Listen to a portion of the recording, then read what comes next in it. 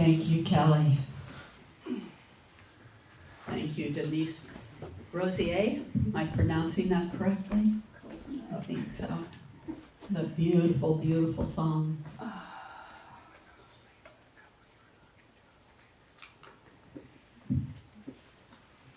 Christ in me now frees me of all resentment or attachment toward or from people, places, or things of the past or present. I am now in my true place with my true people and my true prosperity now. Catherine Ponder, from her book, Open Your Mind to Receive. I was reminded of this affirmation. And it's an affirmation that I used for years. I mean, it was so much a part of me. It was a mantra within my life. And then you know how we move on to the next mantra, to the next situation. And then every now and then, something will happen in your life where you're reminded of a statement that was so powerful in making shifts. I would say, now that I'm looking at it, that this affirmation that I used, you know me, I'm just who I am, and I often talk about my story because my story is the only story I really have to tell. But my marriage was not in a good place. I kept asking my therapist, why am I still here? And she would always say, you'll know when you know. You'll know when you know. When it's time to make a change, when it's time to make a shift. And so because I so loved her and trusted her, I trusted that.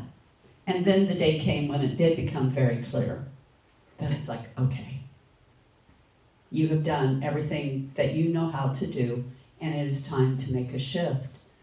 In the time leading up to that moment, this had been the affirmation that had been my mantra. Frankly, the time took a little longer than what I would have thought that it would have taken, but time is elusive. And it takes what it takes, and you know when you know. But what happened during that time frame that I was using this affirmation is that I became stronger. I came to a place where I knew myself better. I knew the capability of who I was to the best that I could know at that time and place. We grow into our spirituality. We grow into our evolution. Christ in me now frees me of all resentment or attachment toward or from people, places, or things of the future, of the past, toward or from people, places, or things of the past or present. I am now in my true place with my true people and my true prosperity now. In this day and age, just actually merely by the fact of being a human embodiment of spirit, can you relate to this? Is there anything going on in your life where this could maybe be of assistance? I was so grateful for the reminder of this because I do currently have a situation that is going on that I do need to find that place of release so that I can allow more love into the vibrational field. Whenever we live in resentment, whenever we live in fear and attachment, our vibration gets smaller. We shrink, we shrivel. But when we can find that expansiveness, we allow for the unfoldment, we allow for the increase in our vibrational life force.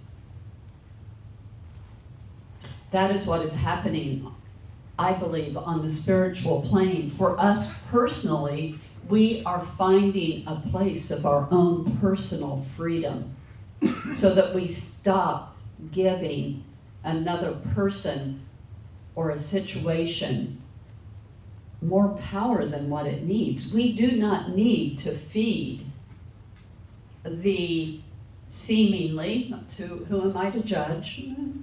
But sometimes you see things that are not very pretty, right? So it's easy to make that, let's use the word discernment, that some things show up in life that are less loving than others. So when we can allow for more space, we allow for more healing. And when we can allow, what does it mean, the Christ in me? We use that statement a lot in unity, don't we? The Christ in me. The Jesus Christ consciousness. Christ was not Jesus' last name. I think it's always important to remember that. Jesus did not have a copyright. It was not a registered trademark that only he could use, because quite frankly, to the best of my knowledge, he never used it. People are the ones that put that title on him. But the very nature of what that means, the Christed one, the divine. In unity, we talk about the Christ consciousness as the divine quality of the oneness of who each one of us is, who everyone is. The I am consciousness. That's what we say when we say the Christ in me, that absolute goodness, that absolute divinity within me now frees me of all resentment or attachment. This is a powerful statement. I didn't just use it in the freeing myself of space from a relationship that no longer worked. I have used it in many different ways. Catherine Ponder, in her book, Open Your Mind to Receive, it's in the chapter on releasing. So she talks about the power of receiving, and then she goes into the power of releasing. And just very briefly, she said, some interesting things once happened to me during a period when I was daily using these statements. I had been living in an apartment that was not to my choosing. It had been selected by my then teenage son and had suited his needs perfectly, but I had never cared for it. After he left for the Air Force, I was left living in his apartment with extra bedrooms and baths which I no longer needed. There were household effects and furniture that I wished to release because of personal memories attached to them. After he left, I thought often, I must get busy and find an apartment I like. There's no reason for me to remain in this one any longer. But she just never got around to doing so. A year later, she was still living in quotes, his apartment. Once she got serious, once she got intentional about what it was she wanted to do, right? That's a big part of the puzzle, is for us to get clear on what it is that we want, how it is that we want to feel, what we want our experience to be. We're no longer just living in the fog, we're getting serious about what we want the quality of our life to be. So once she did that, then things happened quickly.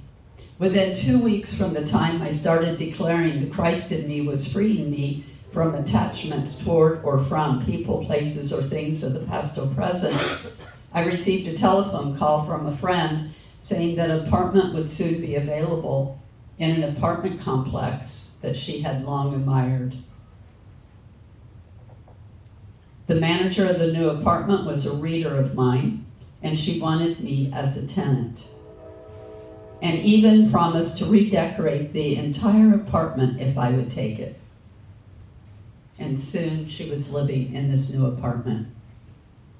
Simply by getting intentional, simply by coming into an understanding of what she truly wanted, what feeling nature she wanted to have in her life. Does that make sense? It works in the large areas of our lives and in the small areas of our lives. And it's so important for us to find the spaciousness where we can release the resentment, the fear, the attachment, whatever it may be that is holding you back.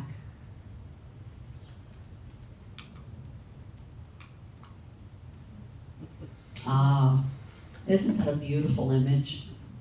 That is, that art is by Valerie Rybakow. And let me see, give me a moment here to pull this up.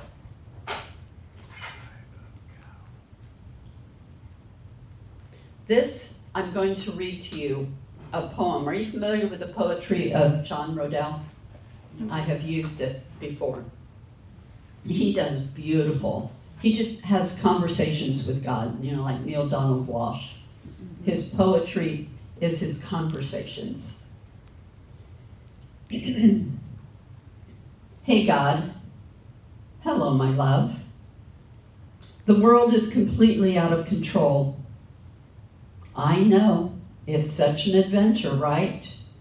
No, it's like being on a runaway train. I need to feel like I am in control of my life. God says, you want to be in control? Me, yes. God, you are living on a spinning, wet rock of a planet that resides next to a constantly exploding fireball in the middle of an ever-expanding universe that is filled with mysteries beyond your wildest imaginations. Me, okay. And God goes on to say, and on this planet that you are hurtling through the great expanse in, you are coexisting with millions of other people who have free will and their own experiences that shape their perspectives and beliefs. Yeah, okay.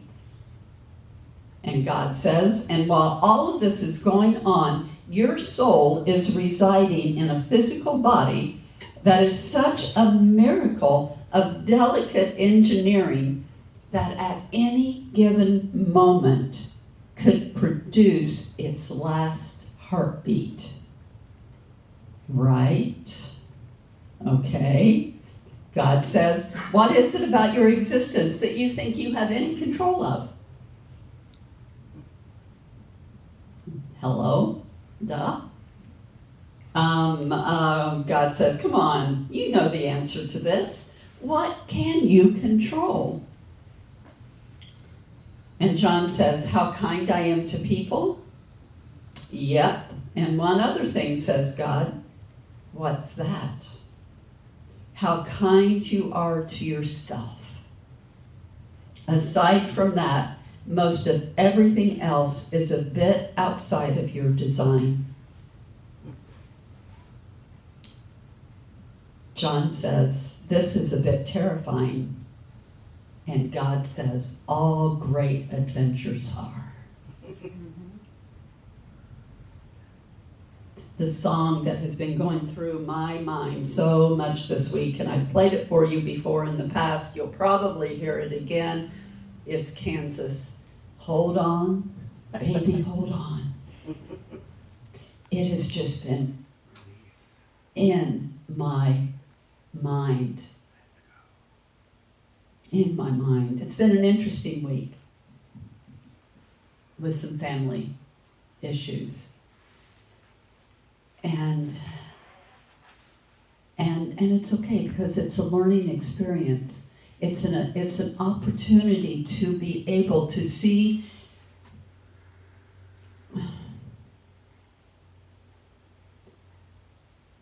reality. To see the reality of a situation in ways that I didn't want to see were there. You know, it's like pulling the blanket away and seeing a more deeper truth of a situation. If we can do that with an open heart and an open mind, then it can be a gift. So you're probably sitting there saying, oh, great, Twyla, you've got that all figured out. If I had that all figured out, you would not be hearing this talk right at this moment. We are each human beings living our human experience. We are spiritual beings living our spiritual experience. We have egoic personalities. We get caught up. And like John Rodell, we think we can control everything.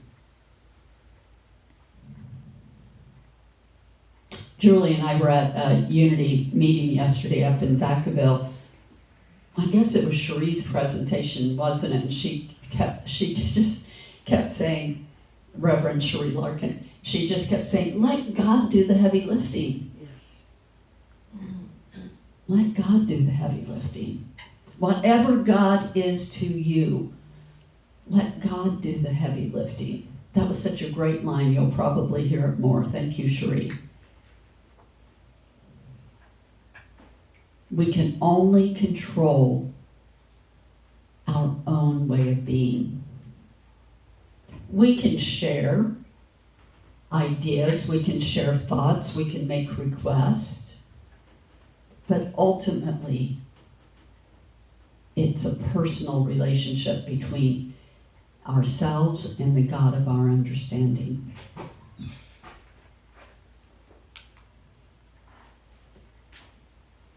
Unity. One of my colleagues had put this up earlier, and they posted it again in our Unity Ministers discussion group. We are a movement devoted to unity consciousness. Let's invite specific times to pray and meditate together as peace, creating a global tipping point. At any given time on the planet, in the past, in the present moment, in the future,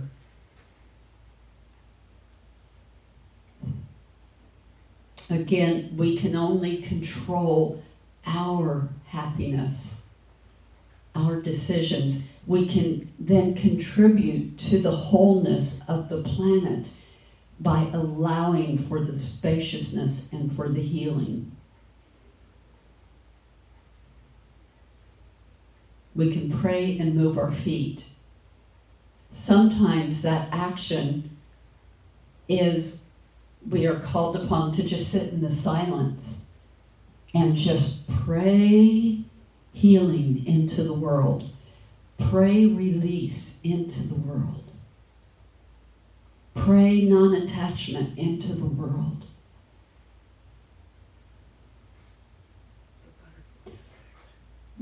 Unity was founded on prayer and healing.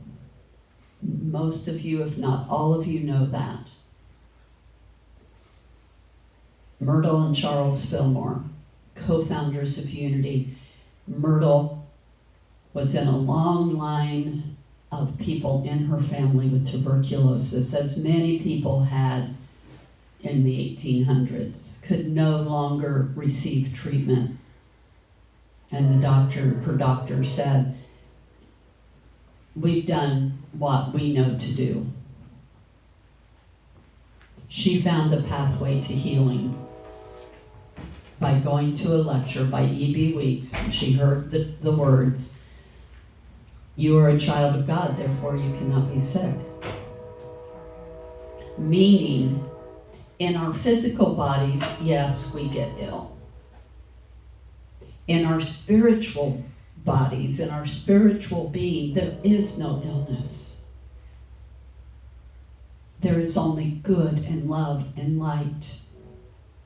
All illness is not I don't know, what are the words I want to say here? There are so many things. When we get ill does not mean that we are not practicing spiritual principle. Our bodies just happen to get ill in this moment. And actually, I'll talk about this more in next week's talk. So you have to come back for that. But Myrtle took that idea and she took it into prayer.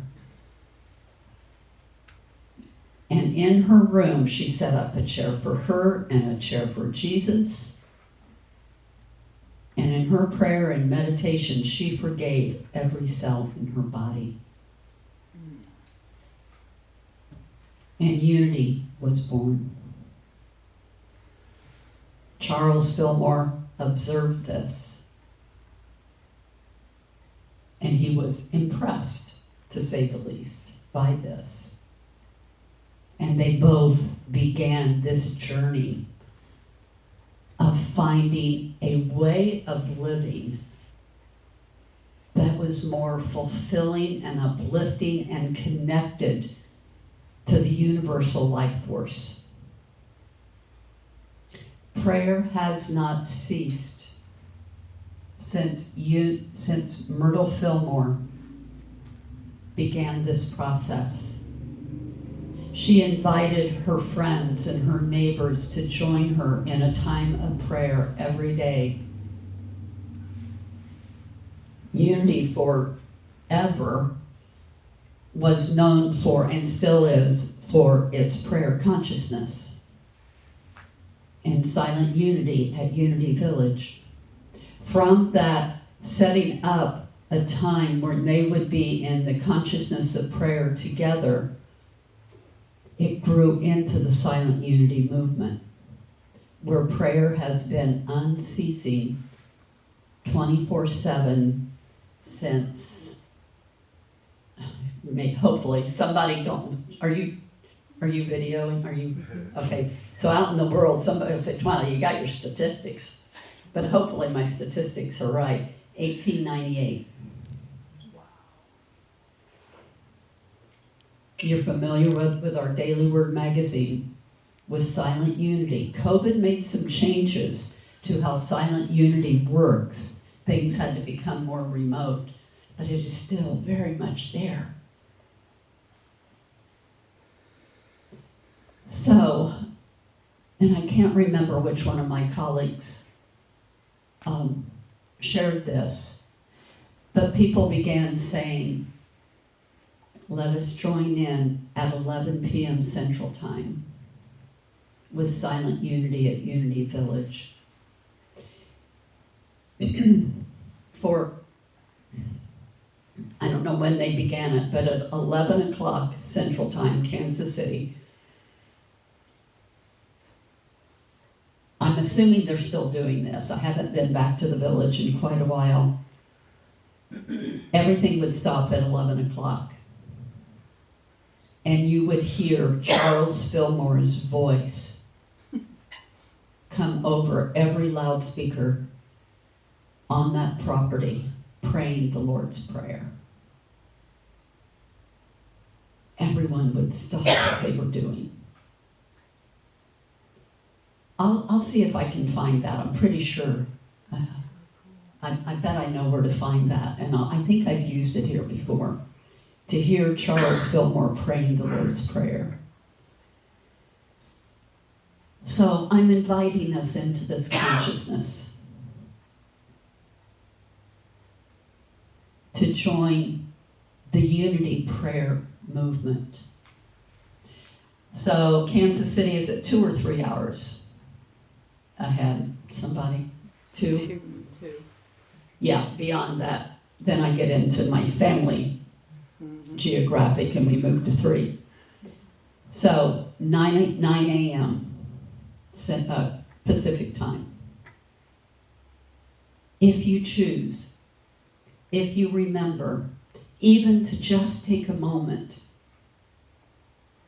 to connect into that vibrational energy of prayer along with Unity Village in Lee Summit, Missouri. And then from that place at 11 o'clock, then we go over, at that time when I was in school, to the Unity Village Chapel. And we would have our prayer service. Every month, I post that monthly prayer service connection in our e-blast. But for us to get intentional about prayer and how we can contribute to the world, the more that we can keep our vibration high, our love high, then it's easier to do the releasing. It's easier to detach from those things that no longer serve us. We are amazing and powerful, and we are one with all that is.